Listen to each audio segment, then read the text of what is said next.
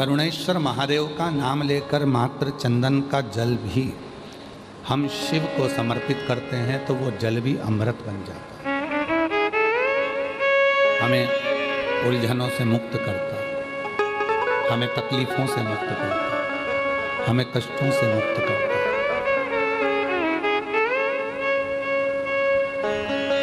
पर शिव महापुराण की कथा कहती है कि भगवान शंकर को रिझाने के लिए 2-3 चीजों का स्मरण रखें। पहला, शिव को रिझाने के लिए आडंबर से दूर रहें।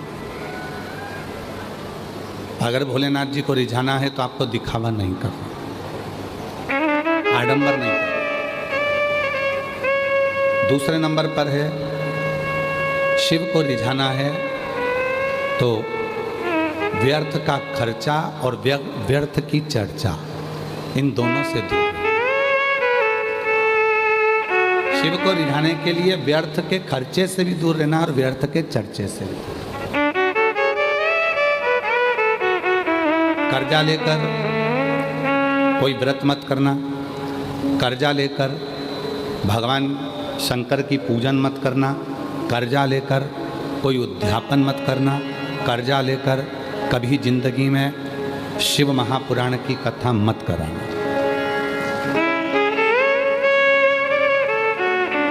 कर्जा लेकर ना तो शिव पुराण की कथा कराइए, ना शिव पूजन करिए, ना साधन। कितना सुंदर कहा है। शिव महापुराण की कथा कहती है, भगवान शंकर का चरित्र कहता है, शिव तत्व कहता है, शिव पुराण कहता है। ध्यान से सुनना। तुम्हारी पूजन की थाली लेकर तुम शिवजी के मंदिर में गए हो,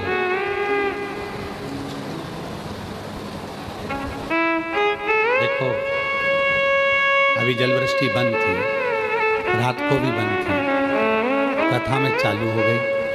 क्यों? क्योंकि बाबा पूरी परीक्षा लेता है, तभी तो देता है, तभी तो देगा।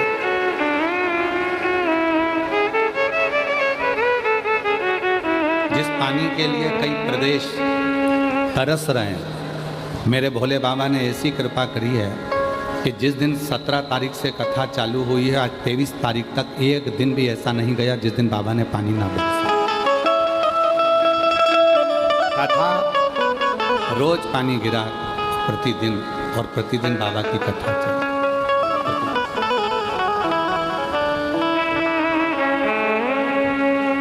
तो भगवान शंकर को रिझाने के लिए 2-3 चीजों का ध्यान रखो। पहले नंबर पर है, शिव जी को दिखावा पसंद नहीं है, आडंबर पसंद है। आप शिव जी को कोई दिखावे से प्राप्त नहीं कर सकते। शंकर भगवान को दिखावा प्रिय नहीं है।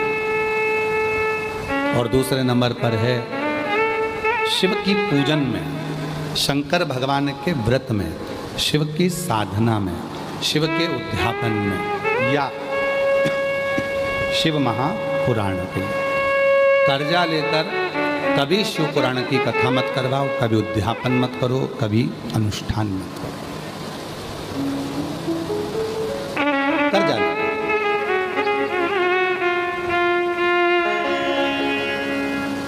जिस दिन मेरा उघड़दानी पंडाल में बैठकर कथा सुनो, जिस दिन मेरे भोले बाबा कृपा कर दें, तुम्हारी झोली इतनी धन से भर दें, तुम्हारी इतनी संपदा दे दें, तो बस उसी दिन सोच लेना कि मुझे कथा कराना।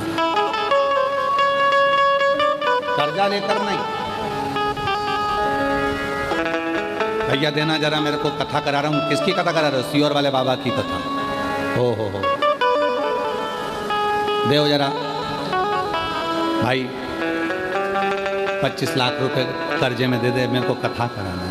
कौन ने बोला कि कर्जा कर कर कथा करो? और कौन बोलता है कि कर्जा लेकर कथा करो? ना।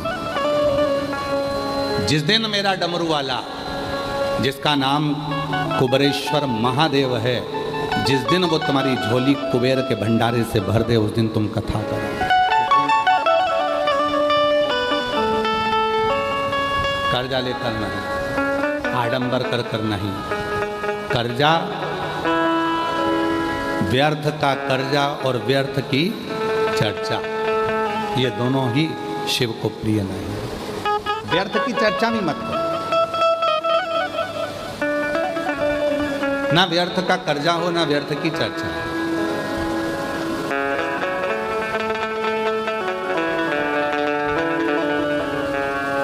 कल दया सिंह जी खड़े हुए थे हमारे अग्रसेन भवन में, हम जब एक व्यक्ति से बात कर रहे थे यजमान वर्ग से, तो दया सिंह जी भी खड़े हुए थे। तो दया जी, हमने उनसे, वो बोले कि हम कथा कराएं आप सबसे मिलना। हमने कहा ना तो हमें व्यर्थ की चर्चा करना आती है और ना हमें व्यर्थ की बात करना आती है। हम जितनी देर मिलेंगे दया जी, और आप भी जितनी बार कथा लेने आए, हमने एक ही बात कहा, कथा हम भिलाई को दें चाहे कहीं पर भी दें, पर शर्त एक ही है, हम किसी से मिलेंगे नहीं। आप कथा सुनो, भजन करो, कीर्तन करो, मंत्र जाप करो और अपना स्मरण करो। और मैं साधुता देता हूँ दया सिंह जी आपको कि आप कभी, ये तीसरी कथा है, आपने ना तो ये कहा कि मेरे भाई से मिलो, मेरी बहू से मिलो, या मेरी ये भतीजी से मिलो, भतीजे से मिलो, या रिश्तेदार से मिलो। हम आपको इसके लिए धन्यवाद देते हैं कि ये होना चाहिए। साधु सीहोर वाला बाबा,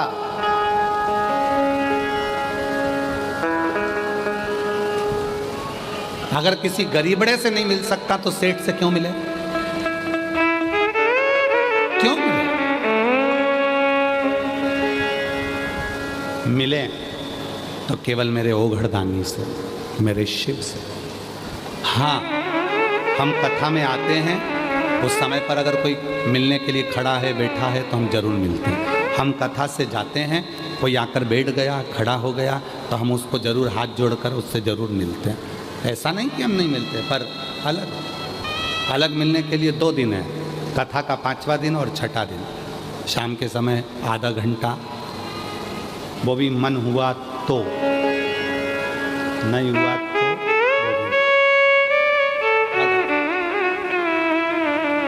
कई लोग कहते हैं गुरुजी हमारे वो महाराज जी आते हैं, ये महाराज जी आते हैं, वो बाबा जी तो ऐसे हैं कि रात को बैठे 8 बजे से तो मिले 11, 12, 1 बजे तक, फिर सुबह से मिल लो, शाम से मिल लो। नहीं, हम आपसे कहते हैं सीहोर वाले से मिलने की ललकता मत रखना, डमरू वाले से मिलने की ललकता रखना। शिव से सीहोर वाला बाबा तो आपके जैसा है, आप भी 1 लोटा जल चढ़ाते हो, हम भी चढ़ाते हैं, आप भी भजन करते हो, हम भी भजन करते हैं, आप भी भोजन करते हो, हम भी भोजन करते हैं। और निवेदन है, जिनको भगवान बनने का शौक हो उनको भगवान बनाओ, हमें इंसान है और हमें इंसान रहने दो। हमें इंसान है, हमें भजन करने दो, अपना स्मरण करने दो, भक्ति करो, स्मरण। व्यासपीठ से एक बात कही थी, शरीर में अगर रोग आ जाए, बीमारी आ जाए, तो सबसे पहले अपने नज़दीक के डॉक्टर के पास जाओ। हम डॉक्टर को शिव मानते हैं, शंकर मानते हैं।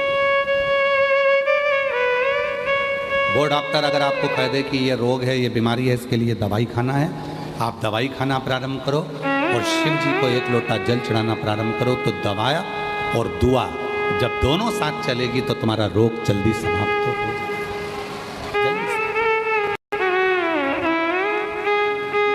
शिव को रिझाने के लिए आडंबर ना करें, शिव को रिझाने के लिए दिखावा ना करें, और शिव को रिझाने के लिए ना तो व्यर्थ का खर्च करें और ना व्यर्थ की चर्चा।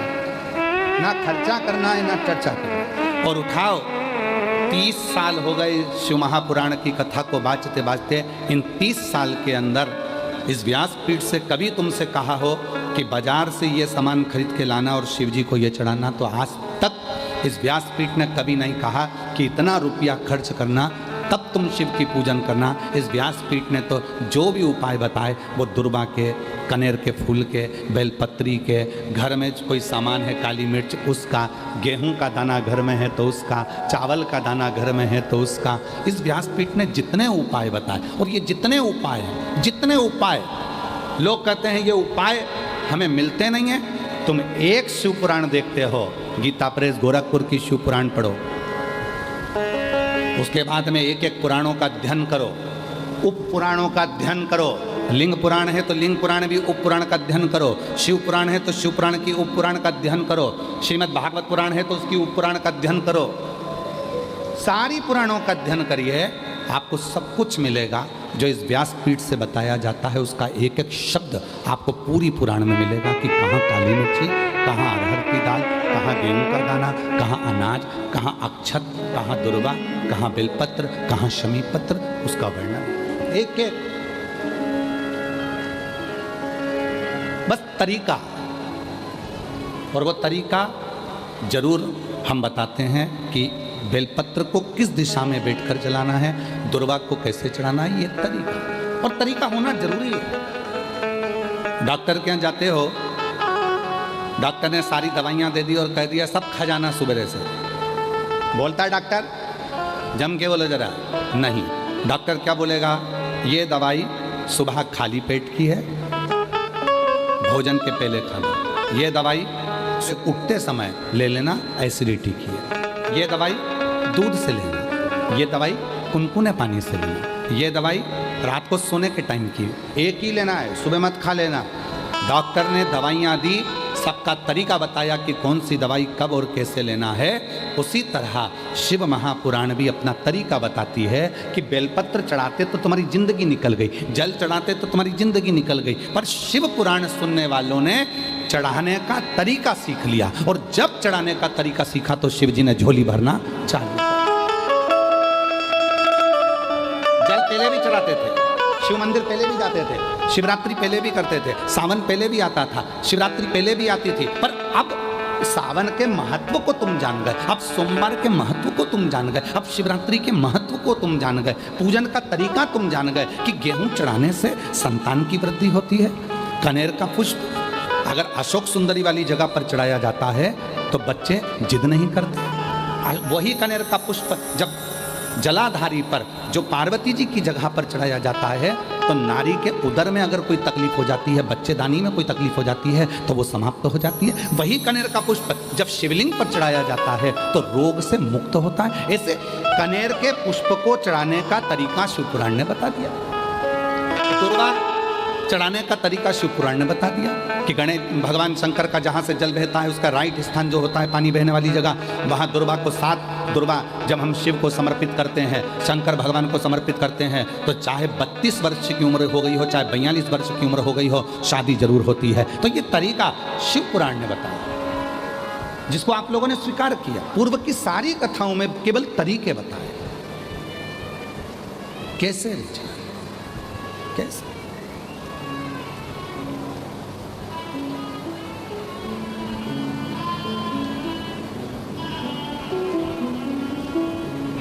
बस वही तरीका आप और हमने सीखा, वही तरीका। आज जो ये लाखों की भीड़ रात को 11 बजे से लेकर 10 बजे रात्रि से जो भीड़ बढ़ना प्रारंभ हुई है, तो बता रहे हैं कि पूरे रोडों पर छाता लगा लगा कर भक्त बैठे हुए,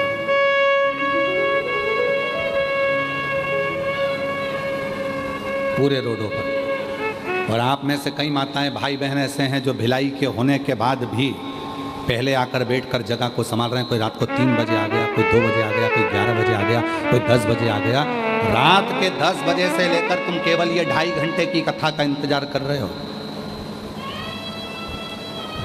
इस व्यासपीठ पर हम केवल 2.5 घंटे के लिए कथा करते हैं, आधा घंटा आशीष करता है, 2.5 घंटे। और सियोर वाला बाबा इस कथा को नहीं बोलता, सियोर वाले बाबा की इतनी सामर्थ्यता नहीं है कि प्रदीप मिश्रा इस कथा को बाँच ले।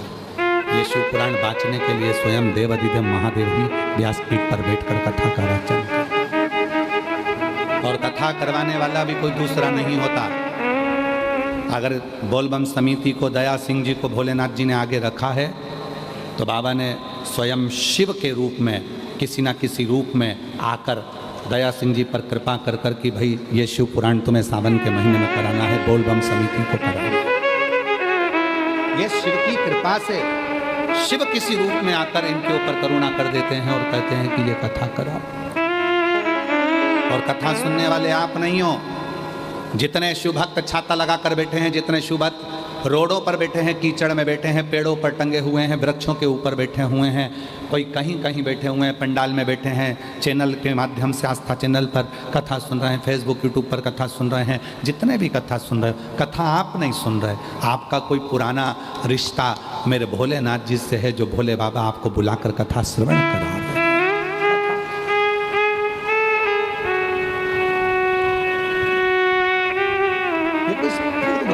आज का नहीं, कोई पिछले जन्म मुझे बाबा तेरा साथ मिला, कोई पिछले जन्म मुझे बाबा तेरा साथ मिला।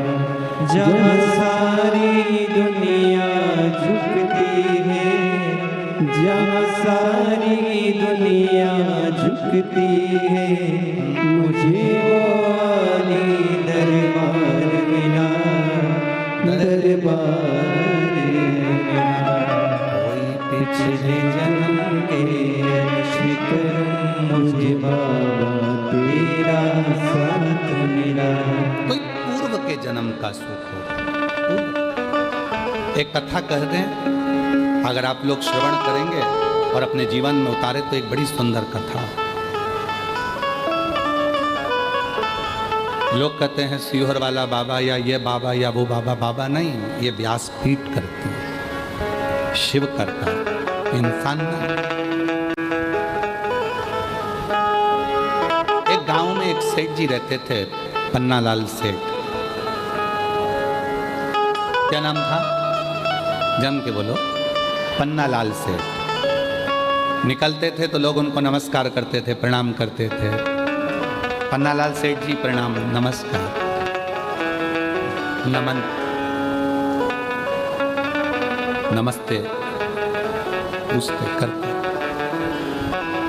कोई सलाम करता, कोई नमन करता, कोई नमस्कार करता, कोई प्रणाम करता। पन्नालाल सेठ मुंडी हिला देते, नीचे मुख कर बोलते मैं बोल दूंगा। फिर कोई मिला तो पन्नालाल सेठ से कहा प्रणाम, नमस्कार, सलाम। पन्नालाल सेठ बोलते धीरे से मैं बोल दूंगा। फिर किसी ने प्रणाम करा तो उन्होंने फिर कहा मैं बोल दूंगा। फिर किसी ने प्रणाम करा तो फिर कह दिया मैं बोल दूंगा, घर जाकर मैं बोल दूंगा। मुनीम एक दिन साथ चल रहा था और मुनीम ने कहा सेठ जी एक बात समझ में नहीं आती, कोई तुमको सलाम करता है, प्रणाम करता है, नमस्कार करता है और तुम सिर झुकाकर मुस्कुराकर धीरे से बोल देते हो मैं घर जाकर बोल दूंगा। तुम घर पर किसको बोलोगे? सेठ जी ने कहा चल मैं बताता हूं मैं किसको बोलूं। सेठ जी पन्नालाल जी गए, तिजोरी खोली और लक्ष्मी जी से कहा आज मैं रास्ते में से जा रहा था तो वो सलाम कह रहा था, वो प्रणाम कह रहा था, वो नमस्कार कह रहा था। मुनीम ने पूछा तुम घर पर लक्ष्मी जी से पैसे से कहते हो कि वो तुम्हें प्रणाम कर रहा था? हाँ। मुनीम ने पूछा ये क्यों? पन्नालाल सेठ कहने लगे जब मैं गरीब था, जब मेरे पास कुछ नहीं था, कोई मुझे सलाम नहीं करता था, ये सब सलाम पैसे को करा जा रहा है, ये सारा प्रणाम कुर्सी को करा जा रहा है, ये सारा प्रणाम धन को करा जा रहा है, ये सारा प्रणाम लक्ष्मी को करा जा रहा है। लक्ष्मी नहीं होगी तो कोई प्रणाम नहीं करता, कोई सलाम नहीं करता, और लक्ष्मी है तो सब प्रणाम करता।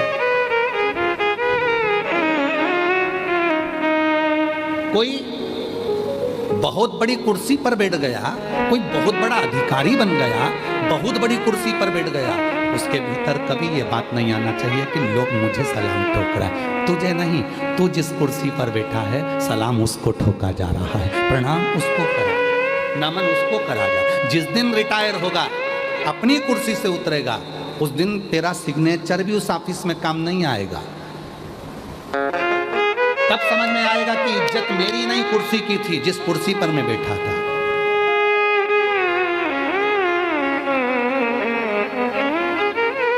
कुर्सी की इज्जत नहीं है, इज्जत तुम्हारी नहीं, इज्जत उस कुर्सी की है जिस कुर्सी पर तुम बैठे हो, जिस कुर्सी पर तुम्हें बिठाया। पन्नालाल सेठ कहते हैं मुनीम से, जब मेरे पास धन नहीं था तो लोग मुझे पन्नू पन्नू कहते थे। है पन्नू इधर आ, है पन्नू उधर आ। और जैसे ही मेरे पास धन बढ़ा तो लोग सलाम भी ठोकते हैं, प्रणाम भी करते हैं, नमस्कार भी करते हैं। ये प्रणाम इसलिए पन्नालाल सेठ कहते हैं, धीरे से सिर झुकाकर मैं घर जाके बोल दूंगा, मैं घर जाकर बोल दूंगा। मेरी जीजियों, बस ये स्वभाव तुम्हारे अंदर जिस दिन आ जाएगा, समझ लेना कि दुनिया के सबसे बड़े संत, साधु, सन्यासी, तपस्वी और एक श्रेष्ठ व्यक्ति आप बन गए कि लोग हमें नहीं, हमारे वैभव को, हमारी कुर्सी को, हमारे पद को, हमारी प्रतिष्ठा को, हमारे धन को, हमारी दौलत को नमन करते हैं।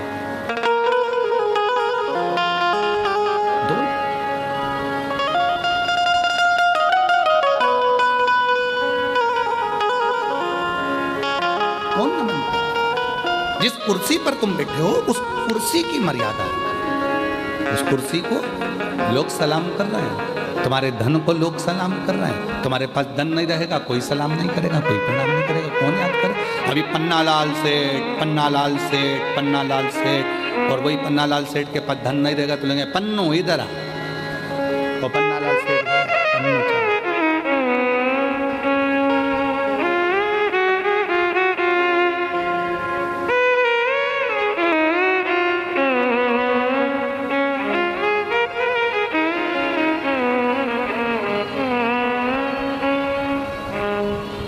कभी कभी इस कथा को कहते कहते हमको एक गाने की एक लाइन याद आ जाती है, मत कर इतना गुरूर,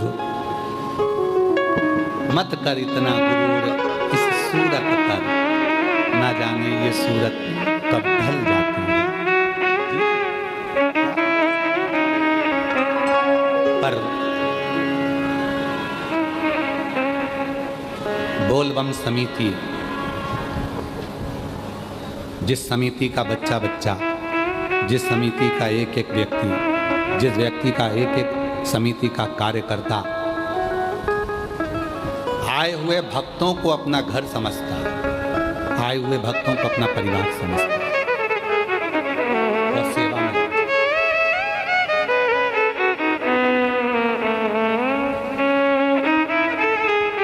जब कोई हमसे कहता है हम ऐसी कथा कराएंगे, ऐसी कथा कराएंगे कि लोग देखते रह जाएंगे। दया सिंह जी साधु था, आपके मुख से कभी ऐसी बात नहीं निकली, कभी भी जिंदगी। ये तीसरी कथा चल रही, पर आपने कभी नहीं कहा कि हम ऐसी कथा करें, कभी नहीं कहा। हम साधुता देते हैं इस चीज के लिए, और ये होना चाहिए। एक हमारे महाराष्ट्र के भगत हैं, वो एक हमारे हरियाणा वाले बिहान अपने तारा बाबा की कुटिया वाले कांडा जी, वो भी कभी नहीं बोलते। भले ढेरों की संपदा होगी, पर उनके मुख से भी हमने कभी नहीं सुना वो गोविंद गोपाल कांडा की, गुरुजी हम ऐसी कथा करेंगे ना। वो एक ही बात बोलते, जैसे आप बोलते हो ना, गुरुजी जो महादेव चाहेगा ना सावन के महीने में वही होगा, क्योंकि महीना उनका है, कथा कराने वाले वो हैं और वही आयोजन कराएंगे। तो मैं नहीं हूँ। बस उसी तरह से वो हमारे हरियाणा वाले गोविंद जी कांडा, गोपाल जी कांडा, वो भी एक ही बात बोलते हैं, गुरुजी कथा तारा बाबा कराएंगे, कथा तारकेश्वर महादेव कराएंगे, कथा तारा बाबा कराएंगे। बहुत बहुत साधुता, ये अपना नहीं है, ये सब उसका। प्रभु आपकी कृपा से सब काम हो रहा है, भोले आपकी कृपा से सब काम हो रहा है। करते हो भोले बाबा मेरा नाम हो रहा है, करते हो भोले बाबा मेरा नाम हो रहा है, भोले आपकी कृपा से सब काम हो रहा है। तो पन्नालाल सेठ घर जाते समय लक्ष्मी से कहते हैं कि लोगों ने तुम्हें सलाम कहा, लोगों ने तुम्हें प्रणाम कहा, लोगों ने तुम्हें नमस्कार कहा। मुनीम कहते आप पैसे को जाकर देते, हाँ क्योंकि सम्मान इसका हो रहा है।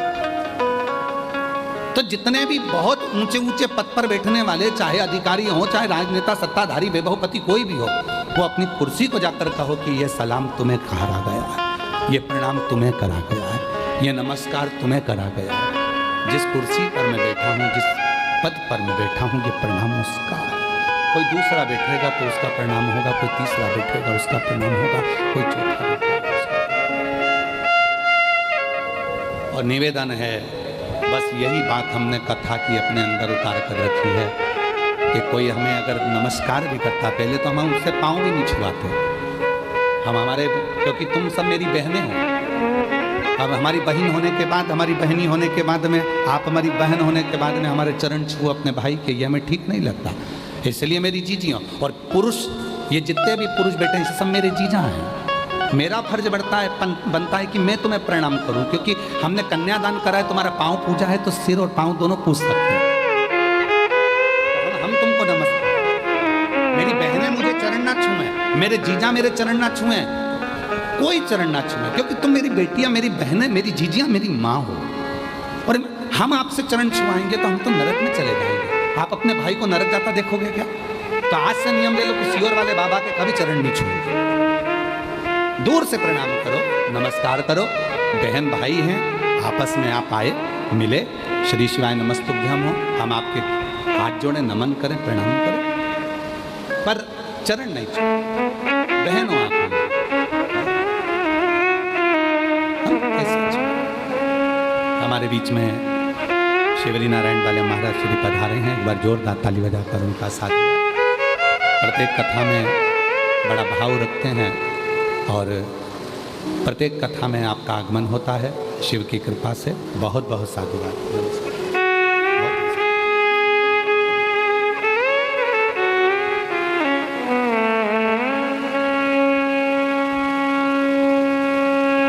प्रणाम करो मेरे शिव को, प्रणाम करो मेरे भोलेनाथ को, और प्रणाम करो अपने घर के बुजुर्गों को, प्रणाम करो अपने पति को, प्रणाम करो अपने घर के वृद्धों को। उनको चरण छुओगे, अपने माँ बाप के चरण छुओगे तो सुख मिलेगा, आनंद। जिस प्रदोष की कावड़ पूरा सीहोर, मध्य प्रदेश सीहोर में लोग जिस कावड़ का दर्शन करने के लिए आते हैं, मात्र कावड़ के वो 2 लोटों का दर्शन करने के लिए, उस छड़ी का दर्शन करने के लिए लोग कावड़ भरने के लिए कुबेरेश्वर धाम पहुंचते हैं। अभी 25, आज 23 से, कल का दिन बीच में, परसों लोग कावड़ भरने सुबह 9 बजे माँ सीवन के तट से कुबेरेश्वर धाम तक आएंगे, केवल उस कलश का दर्शन करने के लिए और जल भरने के लिए, क्योंकि प्रदोष की कावड़ सीहोर की जो भराती है उसको कामना कावड़ कहा जाता है। भगवान उसकी कामना को पूर्ण करते हैं। इसलिए प्रदोष का दिन था, कावड़ का जल भरने के लिए मय दानव आ गया, और मय दानव ने जैसे ही कुएं के अंदर से जल निकाल रहा था, मय दानव के मस्तक का पसीना उस मेंढक पर पड़ गया। मेंढक पर पड़ते से ही उस कन्या ने अवतार ले लिया। कन्या ने अवतार लिया, वो रोने लगी, तो मय दानव के कोई बच्चे नहीं थे, उसने उस कन्या को निकाल लिया, अपनी बेटी के रूप में रखा, और उसका नाम मंदोदरी हो गया, जिसका विवाह लंकापति रावण से हुआ। उसका नाम मंदोदरी हो गया। वो मंदोदरी, मय दानव की पुत्री उस मंदोदरी, आप देखो पूरे चरित्र को उठाकर देखिएगा, पूरी रामचरितमानस को उठाकर देखिएगा, पूरी रामचरितमानस को उठाकर देखिए। मंदोदरी हमेशा अपने पति को समझाती रही, हमेशा हमेशा अपने पति को ज्ञान देती रही, लंकापति रावण को समझाती रही, मंदोदरी उपदेश देती रही, समझाती रही। पूरी रामायण को उठाकर देखिए, रावण को हर पल समझाती थी मंदोदरी, क्योंकि मंदोदरी को मालूम है मैं कौन हूं। कौन? कौन?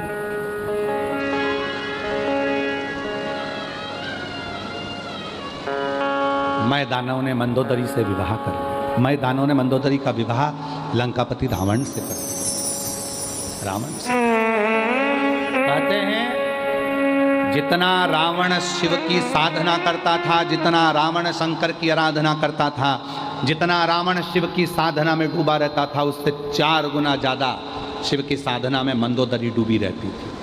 क्यों? आप सबको मालूम होगा, स्मरण में होना चाहिए आपको।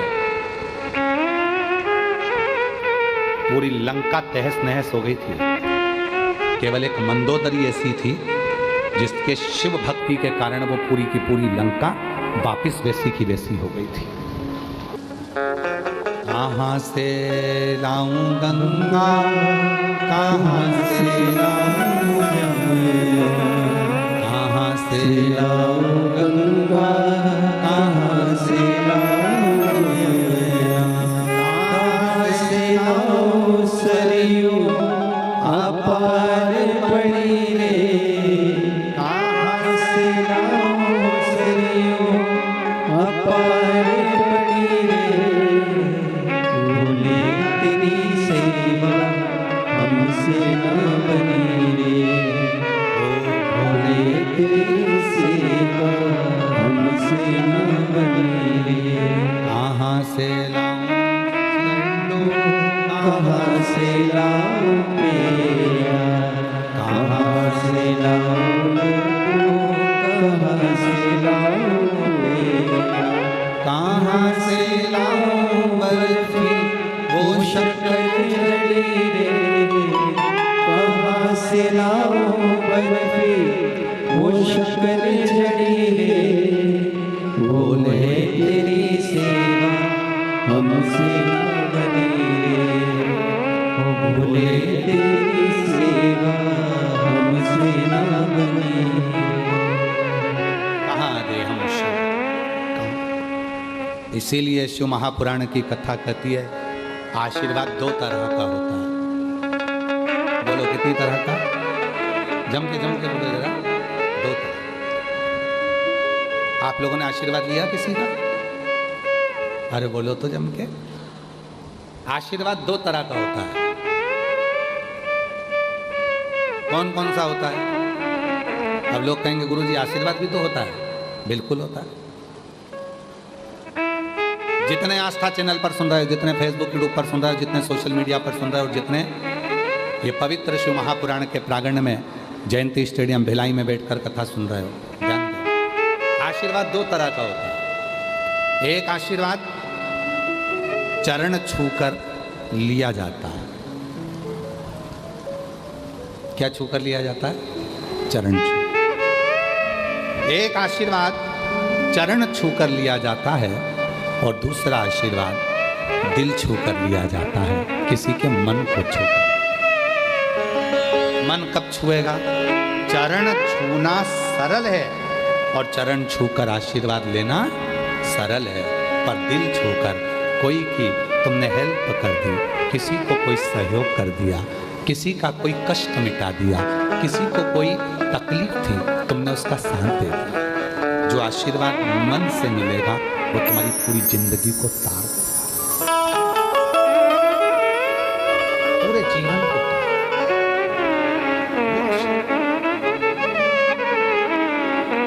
छुओ, कभी अपने हृदय को छुओ।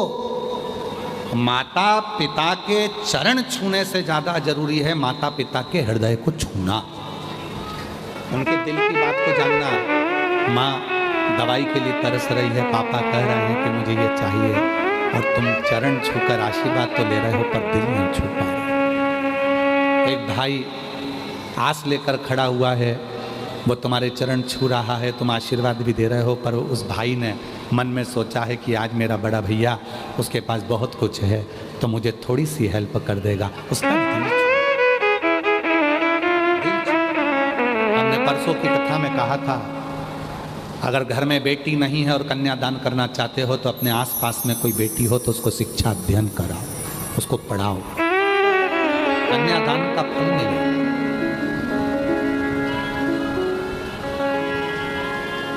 आशीर्वाद 2 तरह का होता है, एक चरण छूकर लिया जाता है, दूसरा दिल छूकर लिया जाता है। चरण छूकर मिला वो अपनी जगह पर है, पर किसी का दिल तो छू। पराया दर्द जो अपनाए उसे इंसान कहते हैं, किसी के काम जो आए उसे इंसान कहते हैं। ये भारत की संस्कृति का, स्वयं खा लेना सुकृति है, छुड़ा कर खा लेना विकृति है, और बांट कर खाना ये मेरे भारत देश की संस्कृति है। ये मेरे भारत देश की संस्कृति है। जो मिला वो दिया, जो मिला। आप सब कौशल प्रदेश के हो, माँ कौशल्या जी की भूमि से हो, माँ कौशल्या जी के जन्मस्थली से हो। आप सब जानते होंगे कि जब माँ जानकी जी विवाह कर कर आई थी, कौशल्या जी ने एक फल दशरथ जी को दिया। दशरथ जी ने वो फल सीता जी को दिया। अब तुम्हारी गोद में अगर कोई फल दे देना तो तुम ये सोचो ये तो मेरे लिए दिया, मैं ही पूरा खाऊंगी, पूरा मेरा, ये सब मेरा। कौशल नरेश की पवित्र कौशलपुर, कौशल्या जी के गांव से, नगर से आप लोग, कौशल प्रदेश से आप। कौशल्या जी ने एक फल दिया दशरथ जी को, दशरथ जी ने वो फल सीता जी की गोद में डाल दिया, और दशरथ जी ने कहा, सीता जानकी हमारे घर की मर्यादाओं को दर्शाना, बहू के श्रेष्ठ कर्म को दर्शाना। फल लिया मां जानकी जी ने, गई। घर में जितने सदस्य थे उतने उस फल के टुकड़े करे दशरथ जी के हाथ में लाकर दे दिए। दशरथ जी ने पूछा, क्या है ये फल जो आपने दिया? फल? दशरथ जी ने आशीर्वाद दिया, बहू आज मुझे अच्छा लगा। इसी को भारत देश की संस्कृति कहते हैं, जो बांट कर खाना। जो फल तुमको दिया था वो फल तुमने बांट कर सबको देने का प्रयास करा, ये श्रेष्ठ है।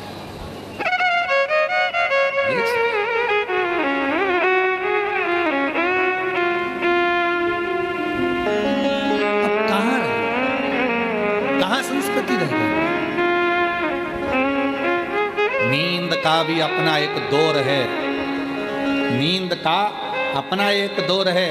नींद को समझने वाले समझ सकते हैं कि माता पिता जागें उससे पहले बेटों को जागना चाहिए, माँ बाप जागे उससे पहले बेटे को जागना चाहिए, माँ जागे उससे पहले बेटी को जागना चाहिए,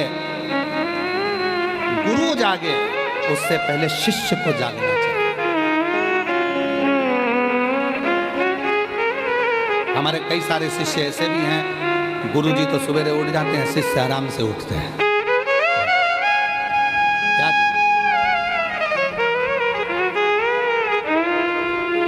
गुरु जागे उससे पहले शिष्य को जागना चाहिए, बाप जागे उससे पहले बेटे को जागना चाहिए, माँ जागे उससे पहले बेटी को जागना चाहिए, और सास ससुर जागे उससे पहले बहू को जागना चाहिए। पर अब नियम दूसरा हो गया,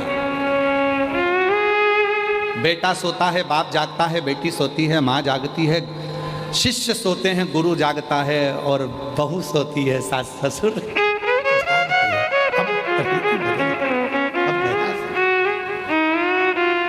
पर निवेदन है, ठीक है आप कब जाग रहे हो उससे मतलब नहीं, पर अपने भीतर से रोज जागो।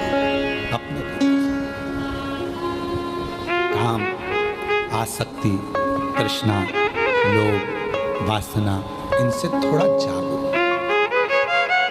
थोड़ा। और नहीं चाहिए दिल दुखाना किसी का, नहीं चाहिए दिल दुखाना किसी का। सदा ना रहा सदा ना रहा जमाना किसी का,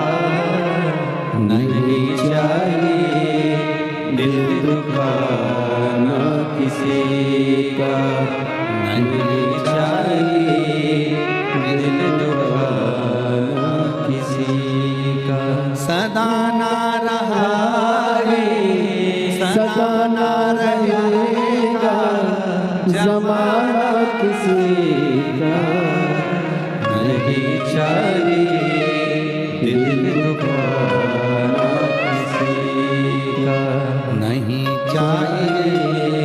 दिल दुखाना किसी अच्छी कुर्सी मिले उसका सदुपयोग करो, अच्छा पद मिले उसका सदुपयोग करो, अच्छी प्रतिष्ठा मिले उसका सदुपयोग करो, अच्छा वैभव मिले उसका सदुपयोग करो, अच्छा धन मिले उसका सदुपयोग करो। एक दिन कुर्सी, पद, प्रतिष्ठा, यश, धन, वैभव एक दिन ऐसा आता है कि फिर उससे उतरना जाना पड़ता है, फिर उस क्रम में आना पड़ता है। उसका प्रयोग कर लो, सही प्रयोग, सही समय। अभी अपने सिग्नेचर से काम हो रहा है तो सिग्नेचर का सदुपयोग करो। किसी गरीबड़े का, किसी अनाथ का, किसी को शिक्षा की, किसी को चिकित्सा की जरूरत है, किसी को आपके एक सिग्नेचर की जरूरत है जिससे उसकी जिंदगी बच सकती है। प्रयोग करो। एक समय ऐसा आएगा वो सिग्नेचर तुम्हारे ऑफिस में तुम्हारा ही नहीं चल पाएगा। सदुपयोग करो उसका। एक समय ऐसा आएगा कि तुम्हारे घर में तुम्हारा ही पैसा तुम खुद खर्च नहीं कर पाओगे। हॉस्पिटल में पड़े होगे और दूसरे निर्णय ले रहे होंगे इनको वेंटिलेटर पर कितने दिन रखना है, रखें कि नहीं रखें। ज़्यादा वेंटिलेटर पर रखेंगे तो ज़्यादा हॉस्पिटल का खर्चा बढ़ जाएगा। जिसने कमाया उसी का पैसा उसमें नहीं लगा पाओगे, वो खुद नहीं लगा पाएगा। इसलिए अपने धन का भी सदुपयोग खुद करो और तुम्हारे शरीर का भी सदुपयोग खुद करो। रोज प्रतिदिन अपने शरीर का भी सदुपयोग करो। योगा करो, प्राणायाम करो प्रतिदिन। ये शरीर बड़ी मुश्किल से मिला है, ये ऐसे ही नहीं कमाना। और उसके साथ में थोड़ा बन सकता है तो परमार्थ का काम करो। अपने को भगवान ने अच्छी शिक्षा दी है, 4-5 बच्चों को इकट्ठा करो अपने मोहल्ले के, उन बच्चों को शिक्षा अध्ययन कराओ, पढ़ाना सिखाओ। किसी को चिकित्सा की जरूरत है, कोई ले जाने वाला हॉस्पिटल नहीं है, हाथ पकड़कर उसको हॉस्पिटल लेकर जाओ। और फिर निवेदन करेंगे, तुम्हारा बुखार आएगा तो कोई भी हाथ पकड़ लेगा, चक्कर आएगा तो कोई भी हाथ पकड़ लेगा, पर जब समय का बुरा चक्कर आता है तो कोई हाथ पकड़ने वाला नहीं मिलता है। इसलिए उसका सदुपयोग करो, समय का सदुपयोग करो, शरीर का सदुपयोग करो, वैभव का सदुपयोग करो, धन का सदुपयोग करो। पर कई लोग तो ऐसे हैं कि अपने भूमि का भी सदुपयोग नहीं कर पाते। कई लोग कथा सुनने वाले अगर किसी की दुकान के सामने जाकर बैठ जाएं, किसी के होटले पर जाकर बैठ जाएं, कोई कथा सुनने वाला किसी के होटले पर जाकर बैठ जाए तो लोग नाराज हो जाते हैं, मेरे होटले पर बैठा है। दूसरे दिन वो लाएगा पानी डाल देगा, यहाँ कोई बैठेगा ही नहीं।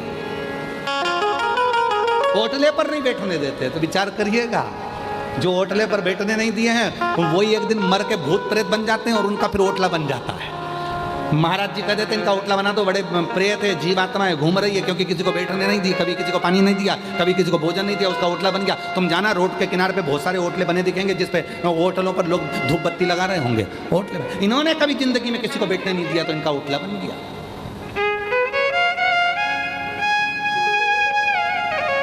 सदुपयोग करो अपने शरीर का। आपको शिक्षा है आपके पास में, पढ़ाओ। जरूरी नहीं कि आप टीचर होगे तो पढ़ाओगे, आप में टैलेंट है। पृथ्वी पर जन्म लेने वाला एक एक बच्चा, कई बच्चे कह देते, कई माँ बाप कह देते मेरे बच्चे में तो अकल नहीं है, कई कह देते मेरे इसमें अकल नहीं है। कौन ने कहा अकल नहीं है? ये पृथ्वी किसकी है? ब्रह्मलोक ब्रह्मा जी का, बैकुंठ लोक भगवान विष्णु का। पृथ्वी किसकी है? मृत्यु लोक किसका है? जम के बोलो। देव अधिदेव महादेव का। ब्रह्मलोक ब्रह्मा जी का, बैकुंठ लोक भगवान विष्णु का, मृत्यु लोक मेरे शंकर भगवान का है, और ये मृत्यु लोक भगवान शिव का घर है। अब हम आपसे पूछते हैं, उत्तर दीजिएगा। आप में से कितने लोग हैं जो पूरे घर का कचरा अपने कमरे में रखते हैं? उत्तर दो। है कोई? पूरे घर का कचरा जो अपने कमरे में रखता है, पूरे घर का टाला कबाड़ा जो अपने घर में कमरे में रखता है। कमरे में तुम अच्छी क्वालिटी चीज रखते हो, अच्छी सीनरी, अच्छा गुलदस्ता, अच्छा बेडरूम, अच्छी बेडशीट, अच्छा सामान, अच्छा पंखा, सब तुम अपने कमरे में रखते हो। तो ये पूरा जो कमरा है, ये पूरी पृथ्वी है, ये मेरे भोलेनाथ का घर है। जब शंकर जी का घर है तो शंकर जी कचरे को अपने यहाँ रखेंगे क्या? पृथ्वी पर जो भी जन्म लेता है सब टैलेंटवान होते हैं, क्योंकि शिव के घर में रहता है। बस अपने भीतर के उस टैलेंट को निखारो। जो लड़का कहता है, लड़कियां कहती है, हम कभी नीट क्लियर कर सकते हैं, हम सीए बन सकते, क्यों नहीं?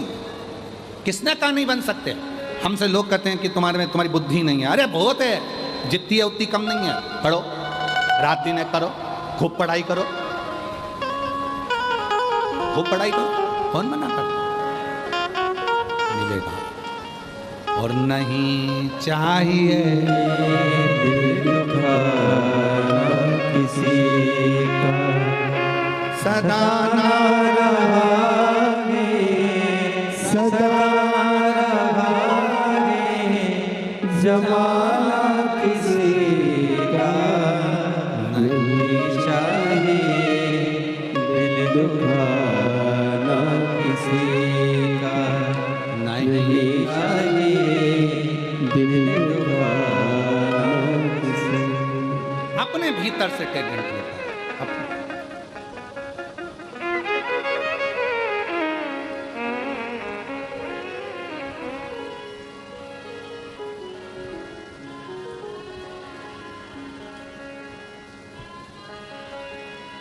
किसी ने बहुत अच्छी बात कही है, जिंदगी में इतने धोखे खाए हैं, जिंदगी में इतने धोखे खाए हैं, अब तो शहद भी उसी से खरीदता हूं जिसका मुंह सूजा हुआ होता है। मालूम तो पड़े कि मधुमक्खी का शहद लेकर आया है, अब तो शहद भी उसी से खरीदता हूं जिसका मुंह सूजा हुआ होता है। दिखता है कि शहद असली है, काटा है 2-4 जगह, काटा है। मेरे शिव कथा कहती है, इसलिए शंकर की कथा कहती है। शिवपुराण कह रहे हैं, भगवान देवादिदेव महादेव का चरित्र कह रहे हैं, शंकर जी का पवित्र चरित्र कह रहे हैं।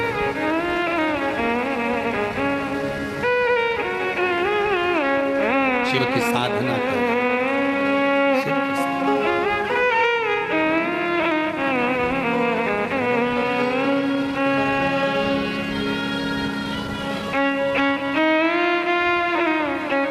भगवान शिव की साधना, भगवान शंकर का भाव। श्री शिवाय नमस्तुभ्यं, श्री शिवाय नमस्तुभ्यं, श्री शिवाय नमस्तुभ्यं, श्री शिवाय नमस्तुभ्यं। मंदोदरी शिव की साधना कर कर अपने पूरे लंका को वापस बचा लेती है। मंदोदरी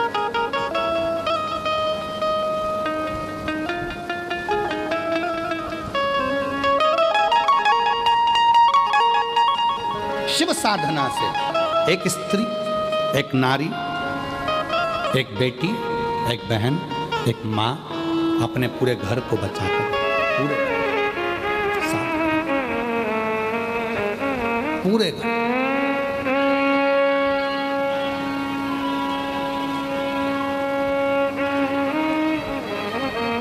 कई जेंट्स लोग कह देते हैं हम दिन भर दुकान पर बैठे रहते हैं, दिन भर काम करते हैं, ऑफिस में रहते हैं, दिन भर नौकरी करते हैं, घर पर आते हैं पत्नी पर चिड़चिड़ करते हैं।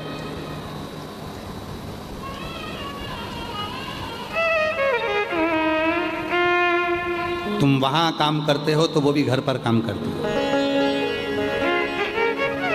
वो भी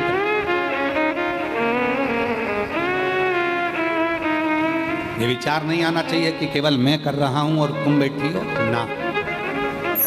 गाड़ी के 2 चक्के हैं और दोनों चक्के पर गाड़ी चलती है, दोनों चक्के। कभी ये विचार अपने भीतर मत लाओ अहमता का, मैं कर रहा हूं, मैं करा रहा हूं।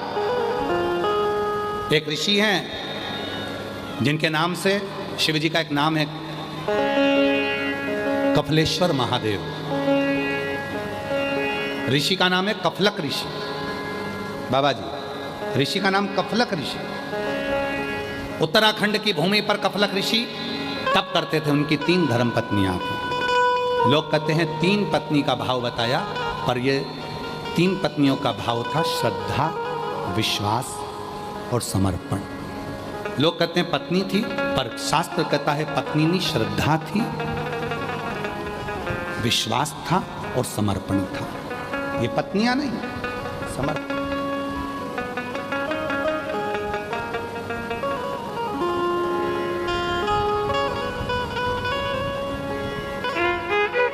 ये समर्पण है। कफलक ऋषि श्रद्धा को धारण कर कर, विश्वास को धारण कर कर, समर्पण को धारण कर कर उत्तराखंड की भूमि पर चले गए। एक गुफा के अंदर तप करने लगे। उनके तप करने का कारण केवल इतना था कि शिव जी से उनको 3 प्रश्न करना था, केवल 3 प्रश्न भोलेनाथ जी से, और कुछ नहीं। कोई चाह नहीं है मांगने की, कोई चाह नहीं है कुछ पाने की, केवल प्रश्न करना है। कफलक ऋषि, तू आजा भोला जोगिया, शिव से केवल 3 प्रश्न मांगे। हृदय से आज कथा का विराम दिवस है। जो कथा 17 अगस्त से 23 अगस्त तक चल रही थी, आज वो विराम हो जाएगी। भाव से 23 अगस्त को ये कथा विराम होगी। 25 अगस्त को सीहोर कुबेरेश्वर धाम की सुबह 9 बजे कावड़ यात्रा माँ सीवन के तट से 11 किलोमीटर जाएगी। प्रदोष की कावड़ है, कामना कावड़ है। सब सीहोर के आसपास क्षेत्रवासी अवश्य दर्शन करें और अपने जीवन को आनंदित करें। 28 अगस्त को रक्षाबंधन का त्यौहार, सभी बहनों को सीहोर वाले भाई की ओर से बहुत बहुत बधाई हो। आपके जीवन में हमेशा खुशियाँ भरी रहें। 17 सितंबर से 11 सितंबर से 17 सितंबर तक, 11 सितंबर से 17 सितंबर तक ऊंचाहार, रायबरेली, उत्तर प्रदेश में शिव महापुराण की कथा 1 बजे से 4 बजे तक रहेगी, जिसको आप और हम सब श्रवण करेंगे और अपने जीवन को धन्य बनाएंगे। पंडित श्री राघव जी मिश्रा जी के मुखाग्रविंद से सोनकच्छ मध्य प्रदेश में अनाज मंडी में 1 सितंबर से 5 सितंबर 5 दिवसीय शिव पुराण 1 बजे से 4 बजे तक रहेगी। भाव से बाबा को अपने मन की बात कहो। आज कथा का विराम दिवस है, दिल से प्रार्थना करो।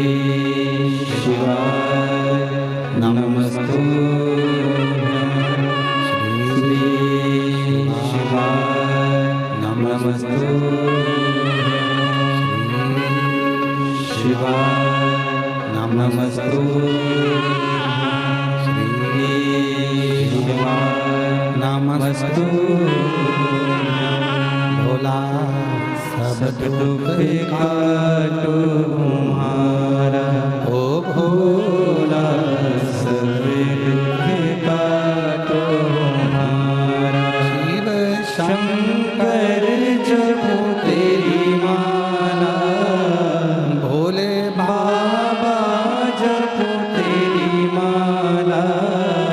भोला सब दुख काटो तुम्हारा, ओ भोला सब दुख काटो तुम्हारा। वेश है मंगल मंगलकारी, वेश है मंगल मंगलकारी। शमशान वासी हमारा, शमशान वासी हमारा। ओ भोला सब दुख काटो हमारा, ओ भोला सब दुख काटो हमारा।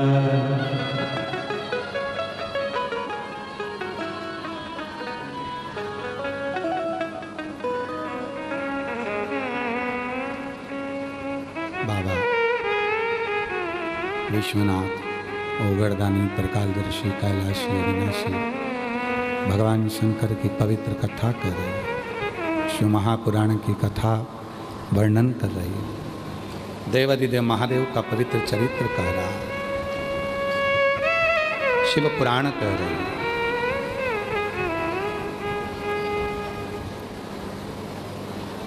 शिव को रिझाने के लिए कोई कर्जा, कोई व्यर्थ की चर्चा नहीं। एक ऋषि का वर्णन किया, सुंदर कफलक ऋषि। बाबा का उत्तराखंड की भूमि पर बैठकर, एक कंदरा में बैठकर तप कर, और तप करते प्राप्त करना है शिव को। शिव से कुछ प्रश्न है, केवल वही करना है और कुछ नहीं करना। मुझे कुछ चाहिए नहीं, कुछ नहीं चाहिए, केवल शिव से प्रश्न करना और कुछ। और जीवन में बहुत सुंदर प्रसंग है महाराज, अगर मौका लगे अपने जीवन काल में, अगर जब मौका लगे और कभी ऐसा योग बन जाए कि विश्वनाथ भगवान शिव, ओघड़दानी, त्रिकालदर्शी, कैलाशी, अविनाशी भगवान शंकर तुम्हारे सामने आ जाए, तो उससे मांगना कुछ मत मांगना, बस इतना जरूर कहना कि आने में इतनी देर क्यों कर दे, क्यों इतनी देर,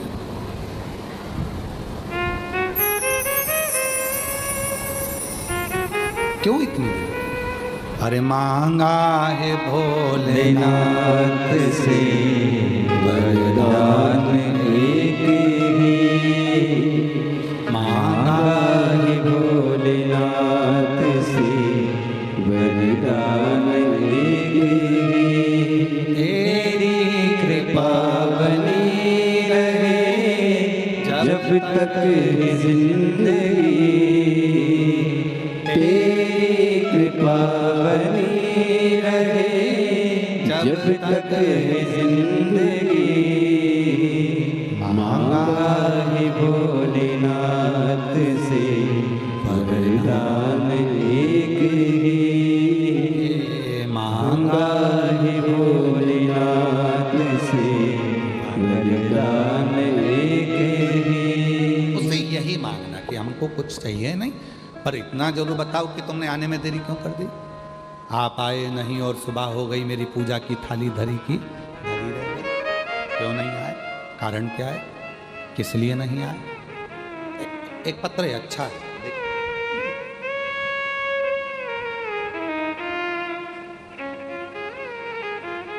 जब हम मिले उससे कहा जाए, अच्छा पत्र। मेरा नाम बबीता साहू है, कहीं बैठी हो तो हाथ हिला सकती हैं। ग्राम केरा, जिला जांजगीर चांपा, छत्तीसगढ़ की रहने वाली हैं। कहीं बैठी हो तो हाथ हिला सकती हैं। मेरा नाम बबीता साहू है, ग्राम केरा, जिला जांजगीर चांपा, छत्तीसगढ़ की रहने वाली हूँ।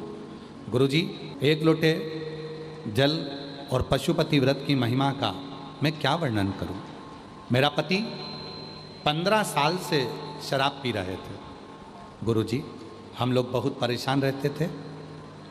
तब मेरी सहेली ने आपकी कथा और पशुपति व्रत के बारे में बताया। हमारे बीच में छत्तीसगढ़ शासन के माननीय यशस्वी मुख्यमंत्री जी सपत्नी आए हैं। एक बार जोरदार ताली बजाकर उनके लिए साधु का। साथ में महाराज जी श्री राजीव लोचन महाराज जी भी आए हैं। साथ में शिवरी नारायण वाले महाराज जी भी आ जाए। एक बार जोरदार ताली बजाएं। माननीय यशस्वी मुख्यमंत्री जी छत्तीसगढ़ शासन से वो हमारे बीच में पधारे हैं और बड़े सरल सहज माननीय